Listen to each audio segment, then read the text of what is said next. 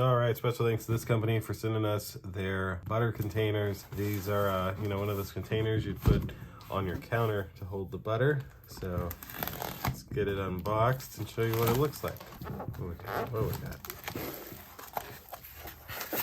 Oh, look at that. That's it for the box. That's it for the foam. Look at that.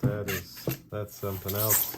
Wow. So you've got a little branding there, but you can barely even see that it exists. Same logo on the bottom. It is microwave safe, oven safe up to 200 Celsius or 392 degrees. Wow, I love the design of this. Looks very nice. I've never seen something like this. This company wanted an unboxing, and I'm here to show you what this looks like. So I guess you put your butter down in here, and then this is able to just sit right on top. Wow, very interesting. All right, well that will do it for this butter tray unboxing. Again, thanks to this company for sending it to me. Thank you all for watching. We'll see you in the next one. Deuces.